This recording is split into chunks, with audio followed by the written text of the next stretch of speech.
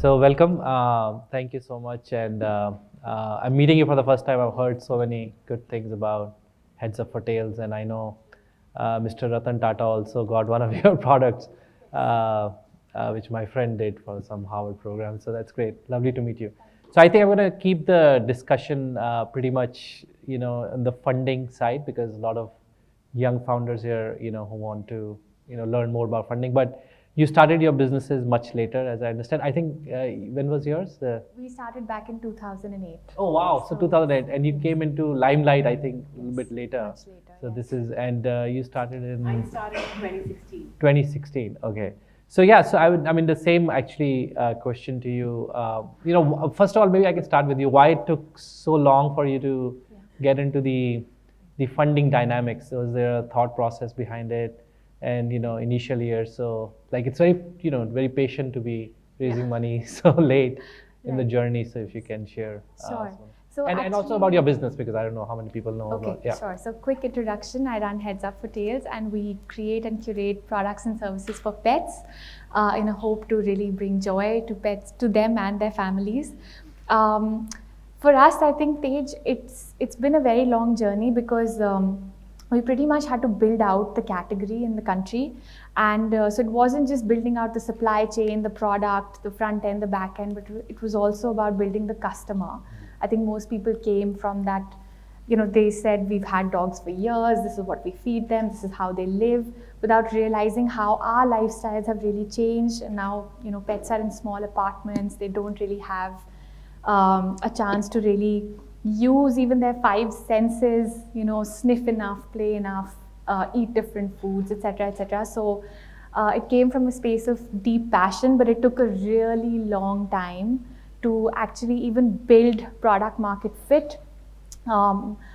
We started, it was a very fail fast model. Let's try this. Does it work? No, it doesn't. Let's try this. A lot of it was built from customer feedback. So just having a lot of design thinking led conversations. How is your relationship? What's happening there? What are the problems? And so all of that, building out one product at a time. And we introduced more than 100 India first products, but it took a long time. And I think that also, to reach a place where I personally felt like I have a rock solid foundation. I know what I'm doing. I know exactly how I need to scale now.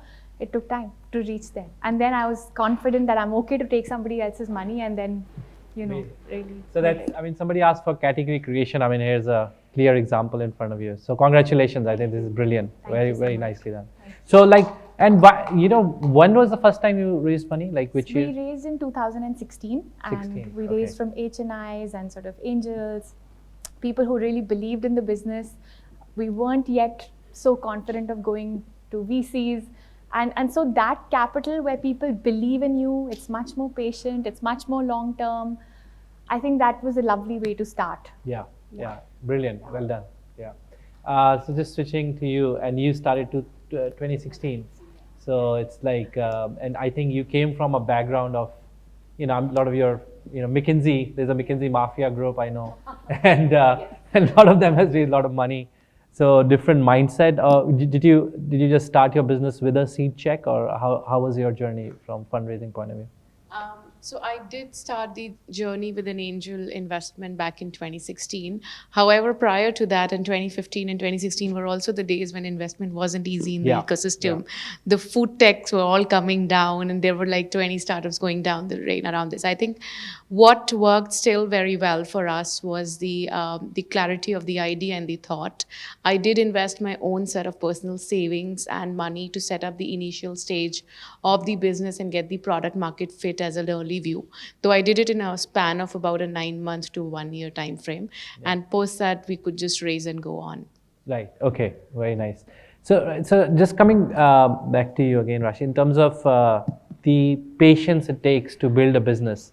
What are your, and especially if somebody is creating a new category, and that question also came up, what are some of your knowledge that you can share with people? Because I think pet still is, by the way, I'm a believer of a pet. Personally, I also have invested in one pet company. I think it's coming out of the woodworks. So like when you started, even the example we saw with the car company, right? The woman, it's again a great cause. I think it's big market. but somebody has to appreciate that, right? So what were your learnings? How did you convince investors, or when you get to 2016, how did you keep yourself motivated, through that? If you can share, it would be great. Course. Yeah. I think it has been quite a journey of a lot of grit.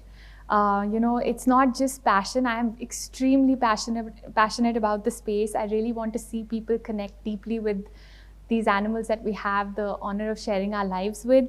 But I think it's also about a lot of perseverance, and it's about listening to your gut, because there were so many people who just laughed and mocked and ridiculed that, you've done your masters, you've gone here and there, Ivy League, blah, blah, blah. What are you doing with dogs and cats? I mean, why? Yeah. And of course there were believers, and I'm so grateful for them. But I think that, you really have to listen to your gut. And I think that there's so much noise in our lives that we stop listening. And really, even now, yes, I go with data, and I go with so many other things, but for me, it is a very intuitive journey, and I'm just trying to really hone in on that skill and keep building. Because look, there's so many perspectives on everything, right? I mean, even now, investors are not so convinced about the larger market opportunity. What is the TAM? What is all of that size? The market size, all of that stuff. But I know that it'll be okay. It's going to grow. And so this is, of course, a softer perspective. It's not the hard sort of investor perspective, but I do believe that it is an important one. What I've seen is that, thanks to you, after you came in, there are like 4 or 6, 7 guys who got into pet category, right? And I think WAG in US got a lot of funding. So I think suddenly, and now I think there are a lot of people in this room who will not just give roti to the dog, instead give like proper dog food. So I think the perspective is changing, right? Yes. So I think that's, you sort of created it, and I think a lot of people are actually benefiting from it. So in your environment, like who were these angels? Why did you go to them? Was it easy access, or was it, that you wanted them for a particular reason? Because there are a lot of angel investors in India now, thankfully. But how do you select them? And also, in your approach of going to a VC, was there a checklist of which VCs do you want? What was your thought process? It'll be good to know. Yeah. Sure. I'll also take a step back and tell a little bit about business briefly, from a context perspective. I run Fable Street. It is now called FS Life. We are a house of brands, building lifestyle and need-based brands for women in India in the premium and mass premium space. From a consumer perspective, of course, we are building a bunch of house of brands, but at the heart of the organization, we are actually a fashion tech demand and supply chain platform, which can build multiple brands at unprecedented scale. Nice. And even back in 2016, when I was starting the business, the idea behind the business was to build the most efficient supply chain in apparel in India, which has been the biggest challenge for any apparel brand to succeed.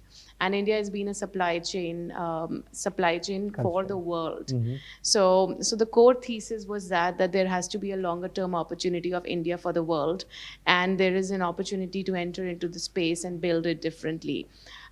So keeping that as a background, right, as I thought about building the angel round or setting up the foundation for the business, I think what mattered, like for any investor, was quite clear is the founder coming from a strong background pedigree. Do you have a real business opportunity in place? I can't go. I mean, we started as workwear, but if I go and tell the world workwear, they will look at it saying that it's such a narrow market. Why should I even invest? Yeah. Right. So there have been those conversations. We've been quite aware of it from day one. So therefore, the opportunity is actually all apparel as a play in the longer term around it. And back then, even in 2016, there were adequate, really well-known angel investors who were there. So the strategy was, of course, as I think Sairi mentioned in the previous conversation, that starting with, of course, friends or families, not family, but friends or colleagues who would know you well. Yeah. McKinsey has had a good pool of capital in terms of investment, but at the same time trying to build in some early known names in the angel investment community, which would help in the longer run. So Kawaljeet Singh, for example, was actually an angel investor with us back in 2016 before Fireside started. Similarly, because we knew we had to build a tech platform, we got a strong tech advisor and a mentor and an investor on board. So we built it through, we knew we were retail, so some ex-HUL investors around on board. So it was actually a genuinely curated set of investors that we thought through in terms of the angel round, and we were also fortunate enough to get it. The subsequent venture capital funding round, in terms of checklist of the VCs, I think the process is very similar. It should, I mean, if we are lucky and fortunate, that it should also be a process of founders choosing the VC and not just purely VCs choosing the founders. And because our business was very, very strong fundamentally, we actually were, again, fortunate enough to get 2 or 3 term sheets outside in itself. So we had the opportunity to choose and pick up the right.